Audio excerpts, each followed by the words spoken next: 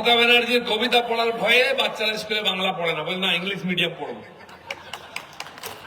এই অবস্থা হয়েছে। বাংলা ভাষা, বাংলা সংস্কৃতি, শিল্প, সাহিত্য, স্বাস্থ্য, সংস্কৃতি, খেলাধুলা সব খেয়ে ফেলেছেন। আমি দেখলাম ওখানে উনি কবিতাও পড়লেন।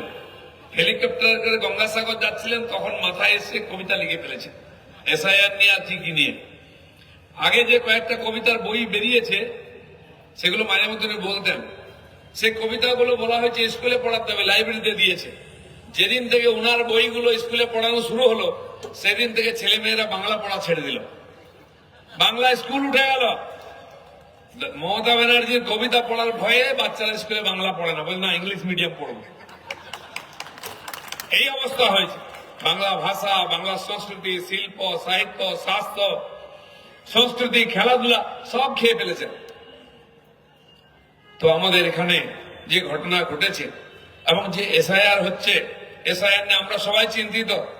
হাজার হাজার লোকের কাছে নোটিশ এসছে, নামে ভুল, বাবার নামে ভুল, কিছু একটা ভুল। যাদের নোটিশ আসা উচিত ছিল তার কাছে সব এসছে কিনা তার বিরুদ্ধে কমপ্লেনই করতে দিচ্ছে না। বাপের বয়স 50, ছেলের বয়স 40।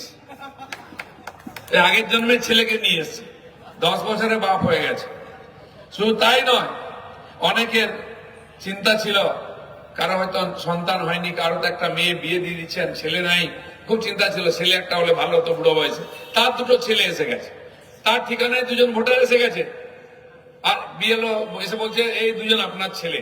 বলে আমার তো ছেলেই হলো না। বলে এখন তো 2টো ছেলে। একজনের তো 3টে ছেলে ছিল, তার 5টা ছেলে হয়ে গেছে। তার স্বামী স্ত্রী বলছে আমাদের তো 3টে ছেলে। বলে এখন থেকে 5টা আপনার বাড়িতে। এইভাবে ভুয়ো ভোটার ঢুকানো হয়েছে সব জায়গায়। সেটা কমপ্লেন করতে গেলে মেরে পাঠিয়ে দিচ্ছে। এখানে আমাদের ডানকুনি 2জন কার্যকর্তাকে মেরেছে, হসপিটালে পাঠিয়ে দিয়েছে। কেন কমপ্লেন করতে গেছে এটাও বলা চলবে না যে তার বাড়ি তো কোনো ছেলে ছিল না। এই 25-30 বছরের ছেলে হঠাৎ কোত্থেকে চলে এলো। বাপের বয়স 50, ছেলের বছর 40-45 হয় কি করে? আমরা দেখেছি এখানে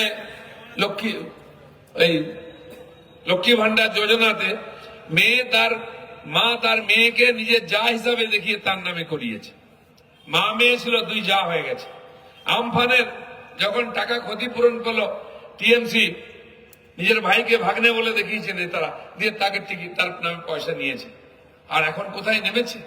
সভা বরাতে স্কুলের বাচ্চাদের নিয়ে আসতে হচ্ছে, যা নয় তাই। এইভাবে নির্বাচন জেতার চেষ্টা হচ্ছে। 58 লক্ষ নাম বাদ গেছে, আরো অত নাম বাদ যাবে। কিন্তু যাতে এটা সুষ্ঠুভাবে না হতে পারে কমপ্লেনটা, ইনকোয়ারিটা, এই টিএমসির সরকারের যারা কর্মচারী তারাই বিএলও হয়েছেন, তারাই বিডিও, এসডিও, ডিএম, এরাই হচ্ছেন এখানকার ইলেকশনের অফিসার। ডিএম হয়েছেন এবং এখানকার যে সর্বোচ্চ ইলেকশন কমিশনের জয়েন্ট কমিশনার তিনি হয়েছেন এখানকারই কর্মচারী। পশ্চিমবঙ্গ সরকারের কর্মচারীরা এখানে চালাচ্ছেন ইলেকশন কমিশনের এসআইআর।